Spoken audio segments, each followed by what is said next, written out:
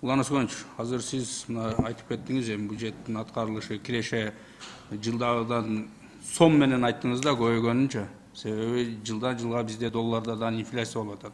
Ошол эле мезгилде башка баанын кымбатташынан көтөрүлүп атат да. Эгер биз сом менен алып туруп кала турган болсок, көбөйгөн акчанын сомдун саны көтөрүлгөн менен, бирок ошол эле мезгилде биздин элибиздин жашоо тиричилигине өтө эле жакшы өзгөрүүгө болбой жатат да тура. Эми бул, это, наверное, больше такой макроэкономические показатели больше. С ростом доллара все завозимые у нас, все импортные товары, получается, у нас возрастает там, на десятки в раз возрастает.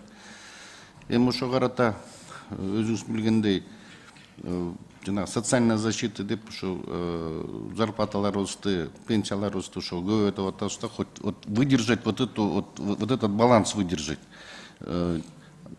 Как поведет доллар, очень тяжело определить, очень тяжело определяется. Тем более, что азыркы күндө, мисалы, Россия тыйылында вот кандай, если учитывая, что мы где-то 70% с России завозим и так далее, ну, очень сложно варьировать по отношению к доллару. Аны ошо кайра кайталап кетейин, ошого карата ошо биздин зарплатабыз, пенсияларыбыз, пособиялардын баары ошо көтөрүп атат да ошого карата. Рахмат. Андан кийинки суроом, мына сиз азыр тышкы карыздын дагы төлөмдөрүн айтып кеттиңиз да. Тышкы карыздарды канча төлөнгөнүн айттыңыз, бирок ошол кандай карыздар, кайсы өлкөлөрдөн, ал убагында кандай максатта алынган? Ал ошол алынган карыздар убагында максаттуу пайдаландыбы? Ошол боюнча маалымат барбы? Маалымат бар, мүмкүнчүлүк болсо, я сейчас вам вкратце дам информацию, а более глубокую, ушу кагаз жүзүндө сизге берейин маалымат. Эми бул өзүңүз билгендей 30 жылдан бери келаткан карыздар болуп атат да.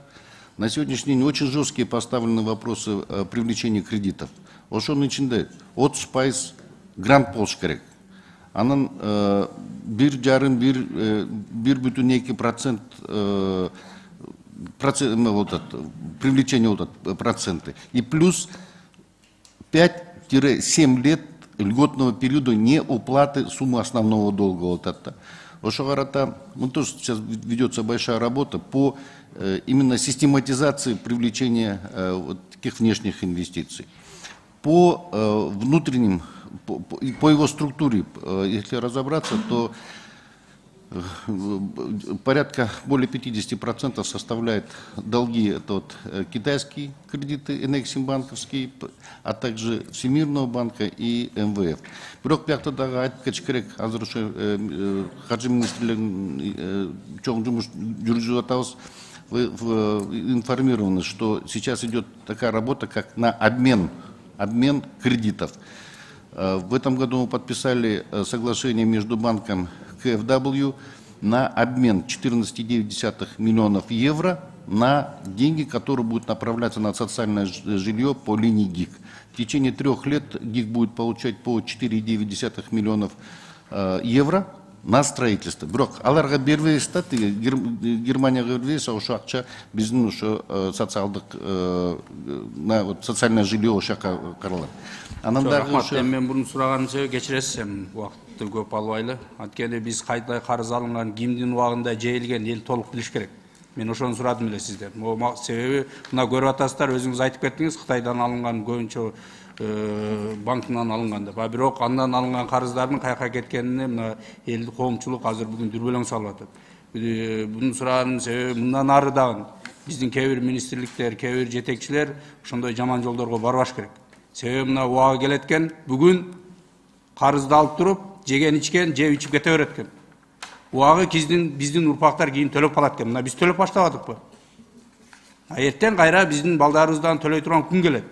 Ошондуктан ачык даана айтылса, эртең ойлонот эле. Биз мынтип жаап жашырып отура берсек, убагында алынган, анан эми төлөп атабыз, каяка иштетилген, максатсызбы, максаттуубу, биз ачык айтпасак, анда кете беребиз. Мына көрүп атабыз, мына 2 жылдан бери бийлик канчалык жанталашып, ушул коррупцияны жоёюн деген сайын күндө бирден коррупционер кармалып атат. Күндө Эмне болуп атканын көрүп атабыз. Ар бир министрликте кандай коррупция болуп атканын аз деле көрүп атабыз. Ошондуктан да ачык айтыпсак жакшы болмок. Сизге рахмат. Андан кийинки суроом Алимжан Топчубаевич. Мына ошол эле азыркы сөзгө улайда сиз дагы айттыңыз, мына 2 миллиард мамлекеттин акчасы деген бул көп акча. Муну бөлүп карасак биздин канча социалдык объектилер бүтөт. Канчалаган биздин оор шартта жашаган элдерибизге социалдык үйлөр курулат. А сиз мындай эле оңой эле айтып койдуңуз да, мынча жейилген, мынанча жок, анан мынтик, тигинтик, до сих пор өкмөткө бердик, жыйынтык чыгып элек. Ар бир жеген адам жеген күнү кармалыш керек.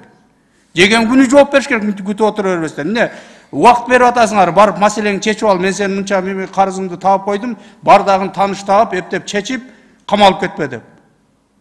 Аудит тапкан күнү бериш керек, сотко өткөрүп бериш керек. Эгер ошону далилдедиңерби күнөөсүнө, ошол күнү иш козгош керек прокуратура. Сиз азыр иш козголуу жөнүндө такыр сөз айтып атыңыз. Мынанчаны жеп кеткен, бияктан мынча жейилген, тиги жактан мынча жейилген. Жыйынтык жок.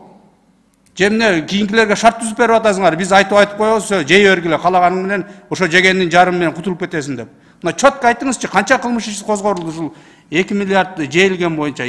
Азыр мен сизден мына 1-2 эле фамилияны сурайынчы, 1-2 фамилияны атап коюңузчу, хотя бы ушундай көп акча жегендердин.